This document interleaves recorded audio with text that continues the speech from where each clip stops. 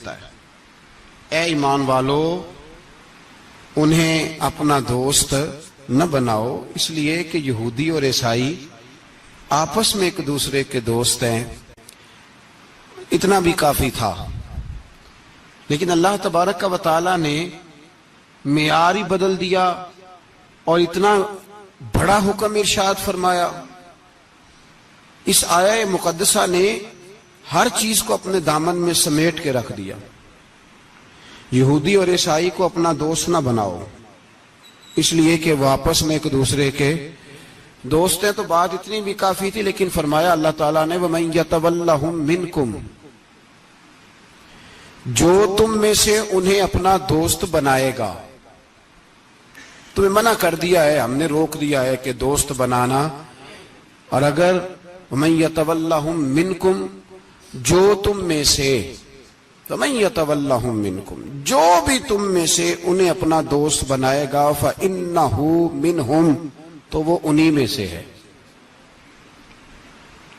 تمہیں بتا دیا ہے کہ دوست یہودی اور عیسائی کو کبھی دوست بنانا، اور اگر بناؤ گے تو پھر تم، اور پھر جو قرآن مجید نے بات اس آیہ مقدسہ کو جو ختم فرمایا تو فرمایا ان اللہ لا یہدی القوم الظالمین، بے شک اللہ ظالموں کی قوم کو ہدایت نہیں دیتا۔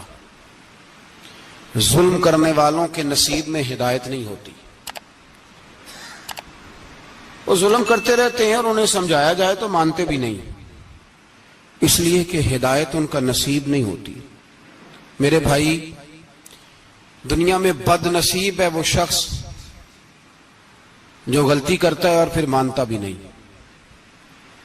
اور دنیا میں کم ظرف ہیں وہ لوگ، کم ظرف جو اپنے ظالم ہونے کے باوجود ظلم پر وضاحتیں پیش کرتے ہیں، اپنی غلطیوں کا اعتراف کرنے کی بجائے ان پر دلیلیں دیتے ہیں، چھوٹے ظرف کے لوگ۔ اللہ تبارک و تعالیٰ نے فرمایا یہودی اور عیسائی کو کبھی دوست نہ بنانا۔ میرے بھائیوں، میرے بزرگوں، میرے دوستوں، ہمارا دین تعصب سے پاک ہے، لیکن تسلب کا حامی ہے۔ تعصب کا مطلب یہ ہوتا ہے کہ کہنا مار دو دوسرے کو، برداشت ہی نہ کرو، اور تسلب کا مطلب یہ ہوتا ہے کہ اپنے دین میں پختہ ہو جاؤ، اپنے دین میں پکے ہو جاؤ۔ اب ہم نا ہر روز نماز کی نیت باندھتے ہیں، اللہ اکبر، سورۃ فاتحہ پڑھتے ہیں، اہدنا الصراط المستقیم صراط الذین انعمت علیہم، اتنی بھی بات بڑی تھی، کافی تھی۔ اے اللہ ہمیں صراط مستقیم پہ چلا اور ان لوگوں کے رستوں پہ چلانا جن پر تو نے انعام کیا، بڑی بات تھی، مثبت بات ہو گئی، منفی بات کی ضرورت نہ تھی۔ لیکن اللہ تبارک و تعالیٰ نے فرمایا کہ جہاں تم مجھ سے یہ دعا مانگو نا کہ صراط الذین انعمت علیہم، یا اللہ ان لوگوں کے رستوں پہ چلا جن پر تو نے انعام کیا، انبیاء، صلحاء، اتقیاء، صوفیاء، اولیاء، جہاں یہ دعا مانگنی ہے نا، ساتھ ایک اور بات بھی تم نے کرنی ہے، وہ کیا ہے؟ غیر المغضوب علیہم ولا الضالین، اے اللہ ان سے ہمیں بچا جن پر تیرا غضب ہوا، ان کے رستے پہ نہ چلانا جن پہ تیرا غضب ہوا اور جو گمراہ ہو گئے۔ اب دو باتیں سمجھ میں آئیں کہ مومن کو اپنے عقیدے سے پیار کرنا ہے اور کافر کے عقیدے سے اظہار بیزاری کرنا ہے، ان کے نظریے سے، ان کے عقیدے سے نفرت کرنی ہے۔ کافر کے عقیدے اور نظریے سے، اس کا کیا مطلب ہے؟ تسلب کا مطلب ہوتا ہے اپنے دین میں پکا ہونا۔ دو تین جملوں میں بات سمجھاتا ہوں، اگر آپ کی سمجھ میں آئی تو بڑا بہتر ہوگا۔ دو تین جملوں میں، تسلب پکا ہونا، اس کا کیا مطلب ہے؟ اس کا مطلب یہ ہے کہ اپنی آنکھوں پر جو تم نے اینک لگانی ہے وہ دین کی اینک لگانی ہے، جو چیز بھی دیکھنی ہے وہ دین کی آنکھ سے دیکھنی ہے، جو کچھ بھی تم نے چاہنا ہے، بڑی بات کر رہا ہوں اگر آپ سمجھے تو، جو بھی تم نے دیکھنا ہے دین کی اینک سے دیکھنا ہے، جو تم نے چاہنا ہے وہ دین کے دل کے ساتھ چاہنا ہے، اور جو تم نے سوچنا ہے وہ دین کے دماغ کے ساتھ سوچنا ہے. اس کا ترجمہ اقبال نے کیا, کہنے لگے قوم مذہب سے ہے, مذہب جو نہیں. قوم کس سے ہے؟ قوم مذہب سے ہے, مذہب جو نہیں. اور فاضل بریلوی کہتے ہیں دہن میں زبان تمہارے لیے اور بدن میں ہے جان تمہارے لیے. ہم آئے یہاں تمہارے لیے تو اٹھیں بھی وہاں تمہارے لیے. اپنی ہر چیز, ہر نقطہ نظر میں پہلے دین, اس کے بعد کوئی اور. کافر کے عقیدے سے ہمارے زمانے میں نا فلسفی, منطقی, ادیب, شاعر, ملنگ, تلنگ, یہ بڑی جماعتیں. کھچڑی ہے, کھچڑی. اب وہ کھچڑی ایک نیا درس دیتی ہے. وہ کھچڑی یہ کہتی ہے کہ یہ سارے اللہ کو پکارتے ہیں, سارے اسی کے نام ہیں. یہ سارے, ہمارے ایک سابق وزیر اعظم نے بھی کہا تھا, ایک نوجوان کی عادت دی ہے گھسی پٹی جماعت نے, وہ بھی یہی کہتے ہیں. ہولی پہ بھی چلے جاؤ, دیوالی پہ بھی چلے جاؤ, ہندوؤں کے مندر میں بھی چلے جاؤ. وہ کہتے ہیں سارے اسی کے نام ہیں, جو بت کو پکار رہا ہے وہ بھی اسی کو ہی پکار رہا ہے معاذ اللہ. جو رام رام کہہ رہا ہے وہ بھی بات اصل وہی ہے. وہ بیوقوف ہو, اگر بت کو پکارنے والا بھی کسی نہ کسی رنگ میں اللہ کو ہی پکار رہا تھا معاذ اللہ, تو پھر نبی پاک صلی اللہ علیہ وسلم کو کیا ضرورت تھی بتوں کا مقابلہ کرنے کی؟ تم نے تو سارا دین ہی مشکوک کر دیا. ہر شے مشکوک ہو گئی. جو بتوں کو پکار رہا ہے وہ بھی اسی کو پکار رہا ہے, جو رام کہہ رہا ہے وہ بھی اسی کو کہہ رہا ہے, جو پتھر پوج رہا ہے وہ بھی. کیا تماشا لگایا ہوا ہے. اللہ تبارک و تعالیٰ تو اتنا غیور ہے, وہ کہتا ہے ان اللہ لا یغفر ان یشرک بہ ویغفر ما دون ذلک لمن یشاء. میں ہر چیز بخش دوں گا, میرے ساتھ کسی کو شریک نہ بنانا, میں اس کی معافی نہیں دوں گا. اللہ کے پیارے پیغمبر حضرت عزیر, جناب عیسیٰ علیہ السلام کو جب لوگوں نے معاذ اللہ خدا کا بیٹا کہا تو رب تبارک و تعالیٰ نے قرآن پاک کی آیتیں نازل فرمائی. فرمایا یہ جھوٹ بولتے, یہ ظلم کرتے ہیں اپنی جانوں پر. او بھائی, یہ کھچڑی جو پکا رہے ہیں نا ملنگ لوگ, ادیب لوگ, سارے اسی کے نام ہیں. اس کا ایک ہی نام ہے لا الہ الا اللہ, لا الہ الا اللہ, لا الہ الا اللہ. اس کے سوا کوئی بھی معبود ہو ہی نہیں سکتا, سوال ہی نہیں. او خدا کے بندے, یہ فلسفہ. اور پھر ہم سیانے بڑے, ہمارے دلوں میں رحمت بڑی ہے, نرمی بڑی ہے. کافر کے حق میں, مشرک کے حق میں سارے جی اسی کو پکارتے ہیں. تو زیادہ مہربانی کرنے والا ہے یا نبی پاک زیادہ رحمت للعالمین ہے؟ حضور نے تو فرمایا بت کے پجاری سے جہاد ہوگا تلوار کے ساتھ, پنڈت اور جوگی کاٹے جائیں گے تلوار کے ساتھ. جو اللہ تبارک و تعالیٰ کی توحید میں کسی کو شریک کرے گا, مسلمان اس کے خلاف اٹھیں گے. تو کہہ رہا سارے یہ ایک ہیں. تسلب نہیں, دین کی پختگی نہیں. ہمارے ہاں لوگ مسئلہ پوچھتے ہیں, پاکستان میں جو عیسائی رہتے ہیں نا وہ غریب ہیں, پاکستان میں جو عیسائی رہتے ہیں نا وہ, اور جو امریکہ میں رہتے ہیں. پاکستان کے اندر جو لوگ ہیں نا وہ مسئلہ پوچھتے ہیں, کہتے ہیں جی عیسائیوں کے ساتھ کھانا پینا جائز ہے. میں نے کہا امریکہ میں جب رہتے ہو تب کیوں نہیں پوچھتے؟ یہاں تم مسئلہ پوچھتے ہو, پوچھتے ہیں نا لوگ عیسائیوں کے ساتھ کھانا پینا جائز ہے کہ ناجائز, اور وہاں جب تمہیں ضرورت ہوتی ہے پاسپورٹ کی تو عیسائی بی بی سے نکاح کر لیتے ہو. اور پوچھو نا اپنے ملک کے سیاستدانوں سے, پوچھو ان سے کہ تمہارے بچے جو جا کے وہاں روٹیاں کھاتے ہیں تو کون سے ہوٹل ہیں جہاں بالکل جائز تمہارے لیے علیحدہ سے پکتا ہے؟ وہ جو تم نے وہاں رشتہ داریاں کی ہوئی ہیں, تمہارے بچے وہاں رہ رہے ہیں, تو وہاں مسئلے نہیں یاد. اگر ایک غریب نالی صاف کرنے والا عیسائی آئے تو اس کے بارے میں فتویٰ ہے کہ اس کے ساتھ روٹی نہیں کھانی, اور ٹرمپ آ جائے تو پھر کوئی مولوی مسئلہ نہیں پوچھتا کہ اس کے ساتھ کھانا جائز ہے کہ ناجائز ہے. ہمارا وہ جو کفر کے معاملے میں اظہار بیزاری تھا, نفرت کافر کے عقیدے سے, ہم کبھی نہیں کہتے کہ عیسائیوں کے مندروں کو آگ لگا دو. کبھی جلوس لے کے گئے ہیں کہ مندر گرانا ہے؟ بولے, ان کا گرجا کبھی گرایا ہے؟ ہندو کا مندر مرزئی کی عبادت گاہ اقلیت قرار دے دیا، ٹھیک ہے، جہاں عیسائی علیحدہ سے اپنا کام کر رہے ہیں تم بھی کرو، لیکن ہم ان کے عقیدے کے کبھی بھی حامی نہیں ہو سکتے۔ اگر کہیں کہ عیسائی بھی صحیح کہہ رہا ہے، حضرت مریم کو اللہ کی بیوی کہہ رہا ہے، جناب عیسیٰ کو اللہ کا بیٹا کہہ رہا ہے، اور تو کہے سارے اسی کے نام ہیں، تو یہ بات تیری درست، اس لیے کہ ہم تو روز کہتے ہیں قل هو اللہ احد اللہ الصمد لم یلد ولم یولد، نہ کسی کا باپ ہے نہ کسی کا بیٹا ہے، ولم یکن لہ کفوا احد، اس کا تو کوئی ہمسر ہی نہیں، اس جیسا دوسرا کوئی ہے ہی نہیں۔ تو بھائی جس عقیدے کا تو اعلان کر رہا ہے، جو آدمی تیرے عقیدے کے خلاف چل رہا ہے، اس کو تو نے صحیح کیسے کہہ دیا؟ یہ کیسے ہو؟ تو میرے بھائی اسلام یہ کہتا ہے کہ اساس، بنیاد، نظریہ، تو اپنے نظریے پہ ناز کرے گا، دوسرے کے نظریے سے اظہار بیزاری کرے گا۔ اور بھائی جاگو اور بس کر دو، جاگ جاؤ۔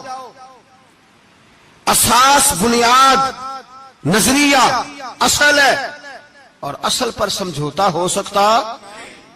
ہو ہی نہیں سکتا۔ بخاری شریف میں ایک حدیث ہے، بات مضبوط کرنے کے لیے عرض کرتا ہوں۔ حضرت یحییٰ ایک تابعی بزرگ ہے، وہ کہتے ہیں حضرت عبداللہ ابن عمر رضی اللہ تعالیٰ عنہ میرے پاس آئے تو میں نے ان سے کہا حضور ہمارے محلے میں ایک جماعت رہتی ہے مسلمانوں کی، وہ نمازیں بھی پڑھتے ہیں، روزے بھی رکھتے ہیں، زکوٰۃ بھی دیتے ہیں، حج بھی کرتے ہیں، بس تقدیر کو نہیں مانتے، صرف ایک چیز کے انکاری ہیں، تقدیر کے۔ تو کیا حکم ہے؟ تو آپ فرمانے لگے ان سے کہہ دو کہ ہمارا تمہارا کوئی تعلق نہیں، ان سے کہہ دو ہمارا تمہارا کوئی رشتہ نہیں، ہمارا تمہارا کوئی کسی قسم کا رابطہ۔ اور فرمایا ان کو بتا دینا کہ رسول پاک کے صحابی نے فتویٰ دیا ہے جتنی مرضی نمازیں پڑھو، جتنے مرضی روزے رکھو، اور احد پہاڑ کے برابر اگر تمہارا دل کرے تو صدقے کرو، پر تمہارا کوئی عمل اللہ کی بارگاہ میں قبول نہیں جب تک تمہارا عقیدہ صحیح نہیں، جب تک تمہارا نظریہ ٹھیک نہیں، اتنی دیر تک کوئی عمل اللہ کی بارگاہ میں تمہارا قابل قبول نہیں۔ اساس پر، بنیاد پر کوئی سمجھوتا ہو سکتا؟ بنیادوں پر سمجھوتے نہیں ہوتے بھائی۔ اور ایک ہوتا ہے گناہگار، ایک ہوتا ہے غدار۔ گناہگار اور غدار میں بڑا فرق ہوتا ہے۔ ایک آدمی شراب پیتا ہے، کسی نے اس کو منع کیا تو اس نے کہا یار میری غلطی ہے، آئندہ نہیں پیوں گا، وہ گناہگار ہے۔ ایک نے کہا نہیں پینی چاہیے، وہ کافر ہے۔ ایک نماز نہیں پڑھتا، اس کو کہا پڑھ، بہانے لگاتا ہے، کپڑے نہیں صحیح، رمضان سے شروع کروں گا، کوشش ہے بس، وہ گناہگار ہے۔ ایک کہتا ہے نماز پڑھنی نہیں چاہیے، وہ کافر ہے۔ ایک کے جیب میں پیسے تھے، حج کرنے نہیں گیا، بہت بڑا گناہ کیا۔ ایک کہتا ہے حج کرنا ہی نہیں چاہیے، وہ کافر ہو گیا۔ او بھائی گناہگار اور ہوتا ہے، غدار، دونوں میں فرق ہے۔ اب تو غداریاں ہو رہی ہیں، سرے عام حملے ہو رہے ہیں، حکومتوں پر پریشر ہے۔ یورپ ایک منٹ سے پہلے مرزئی کو ویزا دیتا ہے، قادیانی کو ویزا دیتا ہے۔ یہ سپر کافر ہے قادیانی اور مرزئی، اور بڑی ذمہ داری سے کہہ رہا ہوں، یہ کل بھی کافر تھے، آج بھی، کل بھی کافر تھے اور آج بھی، اور قیامت تک۔ اور اگلی بات سن لو، من شکا فی کفر ہی فقد کفر، جو ان کے کفر میں شک کرے وہ بھی کافر ہے۔ سن لو، یہ فتویٰ دے دینا بے شک جس کو مرضی۔ من شکا فی کفر ہی فقد کفر، جس بندے نے مرزئی کے، قادیانی کے کافر ہونے میں شک کیا، وہ بندہ بھی پکا کافر ہے، پیٹا کافر ہے، جس نے ان کے کافر ہونے میں۔ تو جڑے آکر سانو پتہ ہی نہیں لگا اسی کی کر بیٹھے، ان کے لیے کوئی قانون نہیں۔ وہ جس نے کہا ہے نا مرزئی اس کا قانون بدلنا ہے، اس کو ایک پرچی تیری میری بھی شامل ہے۔ ایسے ہی نہ کہنا کہ وہ بڑے بے ایمان نکلے، کافر نکلے، تو نے بھی ٹھپا لگایا ہے، تو ساتھ ہے، تو شامل ہے۔ جب قومی اسمبلی میں یہ قرارداد پیش ہو رہی تھی تو ان کو ووٹ دینے والے ان کے گناہ میں شریک تھے، مجرم تھے، ساتھ شامل تھے، ان کو معافی نہیں ملے گی، ان کو لمبی توبہ کرنی پڑے گی اللہ کی بارگاہ میں، انہیں آنسو بہانے پڑیں گے ان کو ٹھپے لگانے کی وجہ سے۔ بچ نہ جایا کرو کہ حکمران برے ہیں تو ہم بڑے نیک پرہیزگار ہیں. چھپے لگانے والے ساتھ شریک ہے جرم. کہتے پتہ ہی نہیں چلا. کیسے پتہ نہیں چلا؟ کیسے پتہ نہیں چلا؟ یہ تو جو مدہوش ہوتے ہیں انہیں پتہ چل جاتا ہے یہ نبی پاک کی عزت کی بات ہو رہی ہے. بندہ مدہوش ہو نا، مدہوش بے ہوش ہو مسلمان، رسول اللہ کی بات ہو تو اس کی بھی آنکھیں کھل جایا کرتی ہیں. اور تم جاگتے پڑھے لکھے اسمبلیوں میں بیٹھے مالدار، تم پتہ ہی نہیں چلا قانون بدل گیا، خبر ہی نہیں ہوئی. یہ دھوکہ کسی اور کو دینا. ہم تمہارے ان دھوکوں میں آنے والے کہ کسی اور کو سنانا کہانیاں. ہمیں نہیں سمجھ آتی تمہاری کہانیاں. کہتے غلطی ہو گئی، بھول گئے. اور وزیر اعلیٰ صاحب کہتے ہیں اس کو نکال دینا چاہیے. کس نے نکالنا ہے نا تماشا. کہتے اس کو نکال دینا چاہیے جس نے اس قانون میں. تو کس نے نکالنا ہے؟ حکومت تو آپ کی ہے، تو کون نکالے گا؟ شرم کرو، مر جاؤ ڈوب کے. یہ تمہارا طریقہ ہے؟ جرم کرتے اور جرم کر کے کہتے ہو نہیں نکال دینا. کون نکالے گا؟ نکالو پتہ چلے تمہارا. امیر ملت پیر جماعت علی شاہ صاحب محدث علی پوری رحمت اللہ علیہ، پیر صاحب فرماتے ہیں جب پاکستان بن رہا تھا تو ہم نبی پاک صلی اللہ علیہ وسلم کی عظمتیں بیان کیا کرتے تھے. ہم کہتے تھے لوگوں پاکستان بنے گا تو اس میں نبی پاک کا نظام آئے گا، غریب امیر کا فرق مٹ جائے گا، اس میں کوئی برادری نہیں ہوگی، ایک برادری ہوگی جس کا نام مسلمان ہوگا.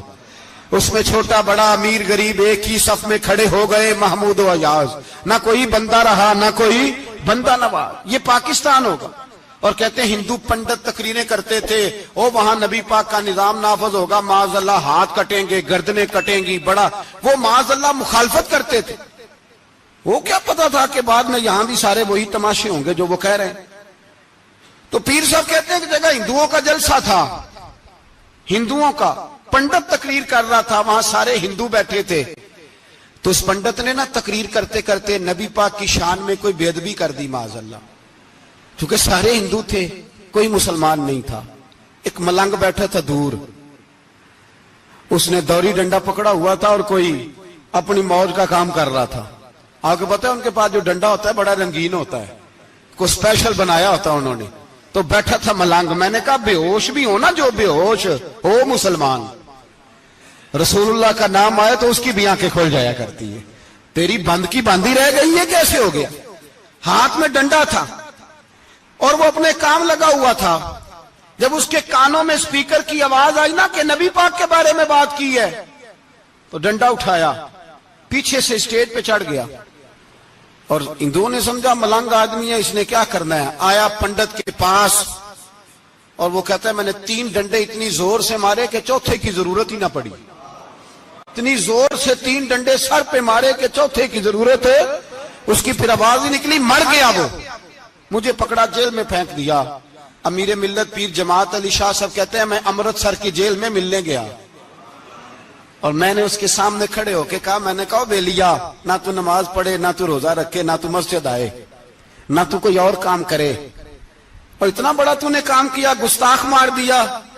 تو پیر صاحب کہتے ہیں وہ ملنگ اپنے پیروں پہ اٹھ کے کھڑا ہو گیا اور اس کی آنکھوں میں آنسو تھے اور میری طرف دیکھ کے کہنے لگا پیر جی میں نے لمیاں گلاں تے نہیں آندیاں، میں ان پڑھا چوکھا تے نے مینوں پتا گناہگار ہاں، بڑا گناہگار ہاں، بڑا گناہگار ہاں، بڑا گناہگار، بڑا گناہگار ہاں، پر قسم اللہ دی عزت دی میں گناہگار ہاں پر اپنے نبی دا غدار نہیں، گناہگار ہاں پر رسول اللہ دا غدار.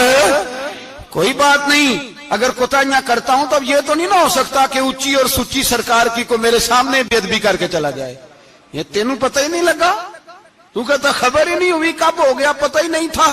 وضاحتیں دیتا پھرتا ہے. اور کچھ مولوی ملا جو دھبا ہے دین کے نام پہ وہ وضاحتیں دیتے پھرتے ہیں، کہتے ہیں مناظرے کر لو، شرم کرو. دین کے نام پر ووٹ مانگ کے اسمبلیوں میں جاتے ہو اور وہاں جا کے ان بھائی مانوں کی گودوں میں بیٹھ جاتے ہو، تمہیں حیا نہیں آتی. اور نبی پاک کی بات آئے تو پھر بھی تمہاری غیرت جوش نہیں مارتی، پھر بھی دلیلیں دیتے پھرتے ہو. میرے رسول پاک علیہ الصلوۃ والسلام کے غلاموں یاد رکھو، دین میں تسلط پیدا کرو، مضبوطی. کل لوگ مسئلے پوچھا کرتے تھے کہ صحابی کا اہل بیت کا بے ادب ہے تو اس کے جنازے پہ جائیں کہ نہ جائیں. اب نہیں لوگ پوچھتے، اب ہمارے دلوں میں فتوے زیادہ آ گئے ہیں، مرضی کرتے پھرتے ہیں. ہمارا بچہ کسی بد مذہب کی مسجد میں جاتا ہے ہم کہتے ہیں نہیں نہیں ویسے ہی جاتا ہے. تجھ سے پوچھا جائے گا. اس دن پتا چلے گا. جس دن تم مرے گا تو تیرے لیے دعا بھی نہیں کرے گا, تیری قبر پہ بھی نہیں جائے گا. تجھے پتا چلے گا اس دن کہ ویسے ہی جاتا ہے کہ ایسے جاتا ہے. کوئی پابندی نہیں, کوئی تسلط بھی نہیں, عقیدے میں ایمان میں کوئی پختگی نہیں. ہمیں خیال ہی نہیں کہ کدھر جا رہی ہیں اولادیں, سوچتے ہی نہیں ہم. خیال ہونا چاہیے, سمجھ ہونی چاہیے. میرے رسول پاک علیہ الصلوۃ والسلام کے صحابہ میں تسلط تھا, تسلط. سگی اماں بھی اگر بے ایمان ہوتی تھی تو صحابہ قریب نہیں آنے دیتے تھے. حضرت اسماء بنت ابی بکر صدیق, ان کی ماں مشرکہ تھی. جناب صدیق اکبر کی ایک زوجہ حضرت ابو بکر نے طلاق دے دی. کچھ عرصے کے بعد وہ اپنی بیٹی کو ملنے آئی, ماں بیٹی سے ملنے آئی تو حضرت اسماء بنت ابو بکر کو پیغام بھیجا, کہا بیٹے میں تجھے ملنا چاہتی ہوں. تو کہا اماں ذرا ٹھہر جا, پہلے میں اپنے نبی سے پوچھ لوں. پہلے اپنے, ماں بعد میں ہے, نبی پہلے ہیں. پہلے حضرت اسماء حضور کی بارگاہ میں گئی, یا رسول اللہ میری اماں ملنا چاہتی ہے, اور مشرکہ ہے. حکم کیا ہے؟ فرمایا تو ماں کی حیثیت سے مل سکتی ہے. انہوں نے تو سگے ماں باپ سے ناطے توڑ لیے, سگے رشتہ داروں سے, اور تو ان سے دوستیاں ختم نہیں کر سکتا, تیرا تعلق بھی نہیں. نہیں, سارے اسی کو پکارتے ہیں, سارے ایک ہی ہیں. یہ تماشے کسی اور کو دکھانا, یہاں رسول اللہ کے غلام بستے ہیں. ہمارا عقیدہ بڑا پختہ ہے, بڑا پختہ, بڑے پختہ نظریات کے لوگ اللہ نے اس دھرتی کو عطا فرمائے. اس زمین نے بڑے کامل مومن پیدا کیے. بھائی یاد رکھو, رسول پاک علیہ الصلوۃ والسلام کے غلاموں میں اپنے دین کے لیے تسلط تھا, پختگی تھی, کفر سے بیزار رہتے تھے. اگر سب کو ایک میں ایک ہی کرنا تھا تو پھر اتنی لمبی چوڑی جدوجہد, امیر حمزہ کا کلیجہ نکل گیا, کان کٹ گئے, سب کچھ ہو گیا, اور آج تم ان شہیدوں کی لاشوں پہ کھڑے ہو کے کہتے ہو کہ یہ تو ایسے ہی کٹ گئے. مذاق ہے یہ, کوئی مذاق ہے؟ اصل بات بتاؤں آپ کو کیا ہے؟ دین مفت میں ملا ہے, اور جو شے مفت مل جاتی ہے اس کی قدر نہیں ہوتی. قدر دین نبی دا ایک ہی جانن دنیا دار کمینے, دین نبی دا جانن والے سونگے وچ مدینے. تجھے کیا پتا, تجھے کیا خبر اس دین کی؟ تجھے خبر ہی نہیں میرے رسول پاک کا پسینہ کتنا بہا ہے. کبھی تیرا پھیرا لگے تو احد کے پہاڑ سے جا کے پوچھنا نبی پاک کا خون کتنا بہا ہے.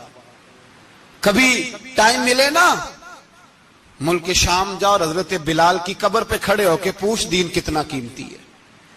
اور پھر اس سے زیادہ بات پوچھنی ہو نا کبھی تو مدائن جا, حضرت سلمان فارسی کے مزار کے پاس ان سے پوچھ دین کی قیمت کتنی ہے. وہ تجھے بتائیں گے کہ کئی 100 سال لگ گئے نبی پاک کے قدموں میں پہنچنے تک. 100 سال, کئی 100 سال. اور اگر پھر بھی تجھے تسلی نہ ہو تو جنت البقیع میں جا اور سیدہ طیبہ طاہرہ حضرت فاطمہ الزہرا سے پوچھ. ان سے پوچھ بی بی اس دین کی قدر کیا ہے. وہ تجھے بتائیں گی کہ جب دین کے چہرے پہ سرخ رنگ بھرنا تھا تو میں نے حسین کا خون دے کے بھرا. وہ تجھے بتائیں گی کہ اس دین کو جب پینٹ کرنا تھا تو میں نے جناب علی اصغر کے بازوؤں کے ساتھ مصوری کی ہے. اس کو آسان سمجھ رکھا ہے لوگوں نے, آسان سمجھ رکھا ہے. کہا تم کٹ گئے, اور آج اٹھنے والا صوفی اور درویش کہتا ہے سارے ایک ہی ہیں, سارے اسی کو مانتے ہیں. جس سیاستدان کا دل کرتا ہے وہ جا کے مندروں میں پوجا کر آتا ہے, جس کا دل کرتا ہے وہ جا کے ہندوؤں کی ہولی اور دیوالی میں شریک ہو جاتا ہے. سب ایک ہی ہیں. اگر ایک ہی تھے تو حسین کا علی اصغر کیوں شہید ہوا؟ اگر سب ایک ہی تھے تو جناب علی اکبر کیوں شہید ہوئے؟ سارے ایک ہی تھے تو پھر ٹھیک ہے, مست رہنا چاہیے تھا. یہ مذاق ہے اتنی قربانیاں؟ شرم ہی نہیں آتی بات کرتے ہوئے؟ جاگو اور اپنے دین کو سمجھو. میرے رسول پاک علیہ الصلوۃ والسلام نے جو دین دیا اس میں تسلب ہے, تسلب, کفر سے بیزاری. کتنی بیزاری؟ حضرت ام حبیبہ رضی اللہ تعالیٰ عنہ ام المومنین ہے, یہ ہماری اماں ہیں. ام, ماؤں کے نام تو بچوں کو آنے چاہیے نا. یہ مومنوں کی ماں ہیں, ابو سفیان کی بیٹی ہیں. حضرت ابو سفیان رضی اللہ تعالیٰ عنہ کی بیٹی نبی پاک کی زوجہ ہیں. جناب امیر معاویہ رضی اللہ تعالیٰ عنہ کی سگی بہن حضور کی زوجہ تھی. بہت بڑے امیر باپ کی بیٹی تھی. مدینے جب آئیں تو نبی پاک کے گھر میں غربت دیکھی, آزمائش دیکھی، کئی کئی دنوں کے فقر اختیاری کے جلوے دیکھے۔ ابو سفیان ایک مذاکرات کے سلسلے میں مدینے آئے اور کہتے ہیں میں نے سوچا سیدھا اپنی بیٹی کے گھر جاتا ہوں، تو کہتے ہیں میں حضرت ام حبیبہ کے صحن میں داخل ہوا تو چارپائی پہ بستر بچھا ہوا تھا، اور ام حبیبہ ایک سائڈ اٹھ کے بستر جو چارپائی پہ بچھا ہوا تھا وہ بستر اٹھایا، لپیٹا، اندر لے گئی۔ بعد میں باہر آئیں تو میں نے بیٹی کے سر پہ ہاتھ رکھا، میں نے کہا بیٹی میں سمجھ گیا ہوں، بستر پہ میری نظر پڑی ہے، لگتا ہے کئی سال پرانا ہے، پیوند بھی لگے ہوئے ہیں، تو اس لیے اندر رکھا ہی ہے کہ پرانے بستر پہ باپ کو بٹھاؤں گی، اس لیے رکھا ہی ہے۔ تو بیٹی امیر گھر سے آئے تو غریب گھر میں اس کی شکایتیں ختم نہیں ہوتی، پر دین کے ساتھ تسلط ام المومنین کا، پختگی اور کفر سے بیزاری، کہنے لگی ابا جی ابھی آپ کافر ہیں نا، تو آپ کی سوچ ابھی بدلی نہیں، میں اس لیے نہیں بستر اندر رکھ کے آئی کہ آپ کے قابل نہیں تھا، میں تو اس لیے رکھا ہوں کہ وہ میرے نبی کا پاک بستر ہے اور آپ ناپاک ہیں، وہ پاک بستر ہے۔ انما المشرکون نجس، مشرک ناپاک ہوتا ہے، باپ ہونا علیحدہ بات ہے، لیکن میرے دل میں باپ کی قدر بعد میں ہے میرے دل میں، اور رسول اللہ کے بستر کی قدر پہلے ہے، رسول اللہ کی نہیں، رسول اللہ کے بستر کی قدر ہے کہ باپ بیٹھ نہ جائے۔ اتنی نفرت مشرک سے، اتنا اظہار، وہ باپ بھی ہو تو اتنی نفرت، لوگوں نے پیچے ڈالے ہوئے ہیں پیار کے، محبت کی پینگیں چڑھا رہے ہیں، اور سارے یہ کہیں گے سب صحیح ہے، اور ہمارے دلوں میں نرمی، ہمارا اپنا جوان باہر جاتا ہے، وہ یہ نہیں دیکھتا کہ میں جس سے شادی کرنے لگا ہوں نیشنلٹی زیادہ ضروری ہے کہ ایمان، پیسے زیادہ ضروری کہ ایمان، دین زیادہ ضروری کہ دولت۔ عجیب تماشا ہے، بیچتے پھرتے ہیں، فار سیل کر دیا مذہب کو، تسلب ہی نہیں، کوئی خیال ہی نہیں، توجہ ہی نہیں ہماری۔ میرے رسول پاک علیہ الصلوۃ والسلام کے صحابہ جو چٹان تھے دین کے معاملے میں، اپنا پیارا بھی سامنے آتا تھا تو کافر سمجھ کے قتل کر دیتے، اس لیے کہ وہ سمجھتے تھے قوم مذہب سے ہے، مذہب جو نہیں تم بھی نہیں، اگر دین نہیں رہے گا تو کوئی شے باقی نہیں رہے۔ یاد رکھنا، اگر دین نہیں رہے گا، میرے حبیب پاک علیہ الصلوۃ والسلام کے غلاموں کا یہ حال تھا۔ احد کے اندر افواہ پھیل گئی کہ حضور شہید ہو گئے، حضرت انس بن مالک کے چچا تھے انس بن نضر رضی اللہ تعالیٰ، جب افواہ پھیلی نا حضور شہید ہو گئے تو جناب انس بن نضر اٹھے، تلوار پکڑی، صحابہ سے کہنے لگے یہاں کیوں بیٹھے ہو؟ کہا حضور شہید ہو گئے، ہم کیا کریں؟ فرمایا حضور شہید ہو گئے تو ہم زندہ رہ کے کیا کریں گے؟ یہاں کیوں بیٹھے ہو؟ ہمارا جینا بھی مصطفیٰ کے لیے، مرنا بھی مصطفیٰ کے لیے، اگر حضور علیہ الصلوۃ والسلام وصال کر گئے تو اٹھو، ان بے ایمانوں سے لڑتے ہیں جنہوں نے مصطفیٰ کو شہید کیا ہے، اٹھو۔ حضرت انس بن نضر میدان میں نکلے، اس طرح لڑے کہ صحابہ کہتے ہیں نہ زخموں کی پرواہ، تیر برستے رہے پرواہ کوئی نہیں، تلواریں چلتی رہی پرواہ کوئی نہیں، ان کے وجود پر نیزوں کے زخم آتے رہے پرواہ کوئی نہیں۔ حضرت انس بن نضر اتنا لڑے کہ شہید ہو گئے، اور جب شہادت کے بعد ان کی لاش دیکھی تو 80 زخم نظر آئے، تلواروں کے، نیزوں کے 80 زخم۔ حضور کے لیے ان لوگوں نے جانیں دے دی، پرواہ نہیں کی۔ یہاں اس مسئلے کو ہمارے ہاں لوگ سمجھتے ہی نہیں۔ ختم نبوت کا مسئلہ بڑا حساس مسئلہ ہے۔ ما کان محمد ابا احد من رجالکم ولکن رسول اللہ وخاتم النبیین۔ ہم ختم بھی پڑھے نا کسی کا تو اس میں بھی ختم نبوت والی آیت پڑھتے ہیں، اس لیے کہ یہ بنیادی مسئلہ ہے۔ ہم لوگوں کو بتاتے ہیں کہ جو مرنے والا گیا ہے نا دنیا سے، وہ نبی پاک کی ختم نبوت کا اعلان کرتا ہوا گیا ہے۔ ہم لوگوں کو یہ بات بتلاتے ہیں، میرے حبیب پاک علیہ الصلوۃ والسلام کی 150 کے قریب حدیثیں ہیں کہ میں آخری نبی ہوں، میرے بعد کوئی نبی نہیں ہے۔ 150 کے قریب حدیثوں میں حضور نے ارشاد فرمایا، جگہ جگہ محبوب پاک نے وضاحت فرمائی کہ میں آخری نبی ہوں، میرے بعد کوئی نبی ہو سکتا، وضاحت۔ اور ہمارے علماء نے لکھا ہے جو دعویٰ کرے کہ میں نبی ہوں، اور جس بندے نے اس سے یہ کہا کہ چل کوئی دلیل دکھا، وہ بھی کافر ہو گیا، وہ بھی کافر۔ کیوں تو نے یہ سوال کیا؟ یہ حساس نوعیت کا مسئلہ ہے۔ میرے رسول پاک علیہ السلام کے غلاموں نے ایک پیغام دیا ہے ہمیں، اس پیغام کو یاد رکھنا۔ حضرت سعد بن ربیع رضی اللہ تعالیٰ عنہ کو احد کے میدان میں اتنے زخم لگے کہ اٹھا نہیں جاتا تھا، نبی پاک صلی اللہ علیہ وسلم نے فرمایا جاؤ کو میرے سعد بن ربیع کا پتہ کرو وہ کہاں ہے. صحابہ آئے تو فرماتے ہیں جب ہم ان کے پاس پہنچے تو ان کی روح پرواز کر رہی تھی. آخری لفظ انہوں نے ادا کیے, کہنے لگے ادھر آؤ صحابہ ادھر آؤ, میری وصیت سن لو. ہم قریب گئے, ہم نے کہا شاید بچوں کے بارے میں, اولاد کے بارے میں, گھر کے بارے میں کوئی وصیت کریں گے. تو حضرت سعد بن ربیع نے وصیت فرمائی, کہنے لگے جا کے نبی پاک کے غلاموں کو میرا پیغام دے دینا, جا کے امت مسلمہ کو میرا پیغام دے دینا کہ مسلمانوں اگر تم میں سے ایک بھی زندہ ہوا اور نبی پاک کی ناموس پر کوئی حرف آیا تو پھر اللہ کی بارگاہ میں تمہارا کوئی عذر قبول نہیں کیا جائے گا. یہ میدان احد میں سر سے لے کر پاؤں تک زخم لگے ہوئے ایک صحابی کا پیغام ہے امت مسلمہ کے نام.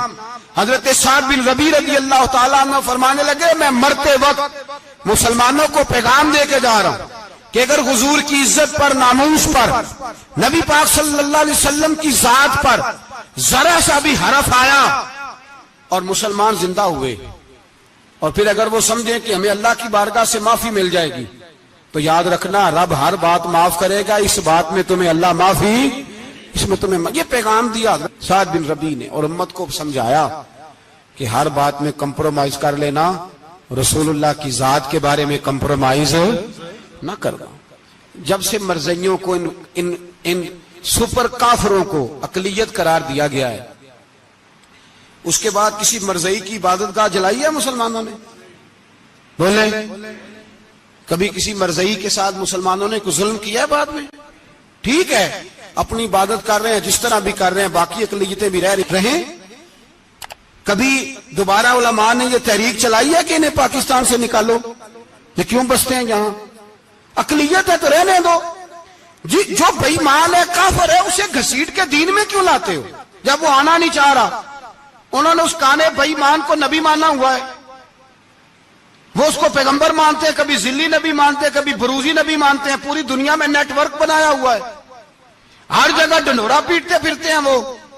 وہ کہتے ہیں خاتم النبیین کا معنی یہ ہے کہ نبی پاک تو مہرے لگانے آئے ہیں, بڑے نبی آ سکتے ہیں. ان کا عقیدہ یہ ہے کہ مرزا مستقل نبی نہیں تھا, وہ حضور کا سایہ بن کے آیا تھا.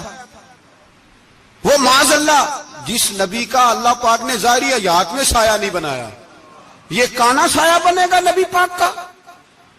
اس بے ایمان کو وہ اپنا پیشوا مانتے ہیں. چلو چھوڑو, جو کافر کو اپنا پیشوا مانے وہ بندہ صحیح ہوتا ہے. چلو نبی نہ بھی مانے, پیشوا مانے, وہ صحیح ہوتا ہے. اتنے پکے بے ایمانوں اور کافروں کو تم لوگوں نے گنجائش دینے کے لیے صرف مغربی یہ جو بنانا چاہتے ہیں نا, یہ اپنے اوپر سے لیبل اتارنا چاہتے ہیں کہ نہیں جی نہیں ہم تو سب کو لے کے, وہ تو کئی دفعہ کہہ چکے ہیں جی سارے اسی کو پکارتے ہیں. نہ سارے اسی کو نہیں پکارتے, اس کو اگر صحیح پکارتے ہیں تو مسلمان پکارتے ہیں, باقی اس کو صحیح پکارتے کہ جھوٹ بولتے ہیں, ملاوٹ کرتے ہیں, شرک کرتے ہیں, کفر کرتے ہیں. اور اللہ کی بارگاہ میں کفر و شرک کی کوئی معافی, یہ دنیا کو بتانا چاہتے ہیں نہیں جی نہیں ہم بڑے نرم ہیں, ہم بڑے ایسے ہیں. ہم کوئی نرم نہیں, کوئی نرم نہیں, ہم نرم ہیں رحماء بینہم.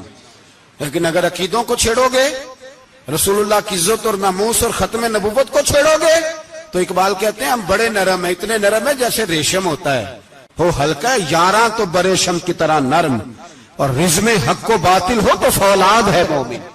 پھر ہم نرم نہیں, پھر ہمارے اندر بڑی سختی ہے, بڑی سختی. حضرت ابو بکر صدیق سب سے زیادہ نرم تھے, پر ختم نبوت کا معاملہ آیا تو سب سے زیادہ سخت حضرت ابو بکر صدیق ثابت ہوئے, سب سے زیادہ. ہم بڑے سخت ہیں, بڑے سخت. چیک نہ کیا کرو مسلمانوں کے ایمان کو, ٹٹولا نہ کرو. میری آپ سے بھی اپیل ہے کہ ایسے ہی کو بندہ اگر آپ کے گھر آ جائے نا اور آ کے کہے میں فلاں صاحب ہوں, تو روب میں نہ آیا کرو. اس سے پہلے پوچھا کرو یوں تو سید بھی ہو, مرزا بھی ہو, افغان بھی ہو, تم سبھی کچھ ہو, بتاؤ کہ مسلمان بھی ہو. بس کر دیں, اب بس کر دیں. ان لوگوں کے ہاتھ مضبوط کر دیں جو ہاتھ بڑھاتے ہیں تو نبی پاک کی ختم نبوت پہ ہی ڈال لیتے. ان کے ہاتھ مضبوط کرنے بند کرو, بند کرو ان ظالموں کے ہاتھ مضبوط کرنے. حضور آخری نبی ہیں. بولیے نبی پاک, سارے بولیے حضور. حضور کے بعد جو کسی اور کو نبی مانے وہ کل بھی کافر تھا, آج بھی, قیامت تک وہ جو اس کے کفر میں شک کرے وہ بھی، جو مرزائی قادیانی کے کفر میں شک کرے وہ بھی کافر ہے۔ مر جائے تو مسلمانوں کے اس قبرستان میں اس کا دفن ہونا جائز ہے، مسلمان کا اس کے لیے تعزیت کرنا جائز ہے، مسلمان کا اس کے حق میں نرمی پیدا کرنا جائز ہے، نہیں، مسلمان کا اس شخص کے بارے میں کسی قسم کی گنجائش دینا جائز ہے۔ کل بھی کافر تھے، آج بھی کافر ہیں، قیامت تک کافر رہیں گے۔ مسلمان وہ رہے گا جو کہے گا کہ نبی کی ہر شان کو ہم مانتے ہیں، حضور خاتم النبیین ہے، زبان سے اقرار کرتے ہیں اور دل سے اس پر ایمان لاتے، وہ بندہ مسلمان رہے گا۔ ہم حکومتوں کو سمجھاتے ہیں اپنی قبریں خراب نہ کرو، اپنی آخرت تباہ نہ کرو، نہ بس تھوڑا سا وقت ہے، تمہارے باپ دادا مر گئے، ان کا نام بھی کوئی نہیں لیتا، تم بھی دنیا سے جاؤ گے، خدا را ہم تمہیں سمجھاتے ہیں، ہم درد مندانہ اپیل کرتے ہیں، اپنی آخرت بچاؤ۔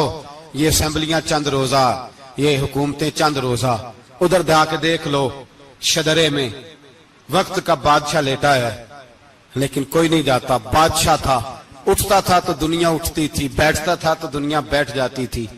آج ہمارے بہت سارے نوجوانوں کو پتہ نہیں کہ اس کسی بادشاہ کی قبر بھی ہے، بہت بڑا مقبرہ بنا، بڑی سیرگاہ بنی ہے، پر کوئی جاتا نہیں۔ چند قدم راوی کراس کر کے دیکھ لو، داتا علی اجمیری لیٹے ہوئے، ایک دن کے لیے بھی چھوٹی سی اسمبلی کے ممبر بھی نہیں بنے۔ میراں نہ امیراں دے دیوے بلدے نہیں صدا فقیراں دے، نہ وہ والی حکومت کرو اس کے بعد تمہاری فاتحہ بھی کوئی نہ پڑھے۔ اور جا کے دیکھ لے داتا صاحب کی قبر کے چاروں جانب پھٹیاں لگی ہوئی ہیں، سارا دن ساری رات اللہ کا قرآن پڑھا جاتا ہے، دن رات وہاں درود پڑھے جاتے ہیں، ان کو اصالِ ثواب کیا جاتا ہے۔ یہ والی زندگی جی، واپس آ جا، نہ اپنی آخرت خراب کر، بچ جا، وقت کی حکمران لوٹ آ، رسول اللہ کے قدموں میں بیٹھو، اعلان کرو، بغاوت کرو نبی پاک کے دشمنوں کے خلاف، اور حضور کے سچے غلام بن کے جیو۔ اگر سچے غلام بنو گے تو حضرت عمر بن عبدالعزیز کی طرح تمہارے تذکرے ممبروں پہ رہیں گے، اور اگر غداری کرو گے، غداری، تو یزید کی طرح تمہاری اپنی اولادیں بھی تمہارا نام نہیں لیں گی، اپنی اولادیں بھی تمہارے تذکرے چھوڑ جائیں گی۔ یاد رکھنا اللہ کی لاٹھی بڑی بے آواز ہے، کل من علیہ فان، فنا کر دیتا ہے ہر چیز کو۔ دعا ہے اللہ ہمیں سمجھنے کی توفیق عطا فرمائے۔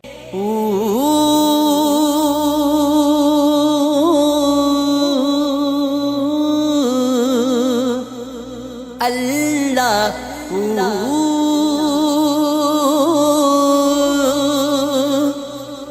اللہ اللہ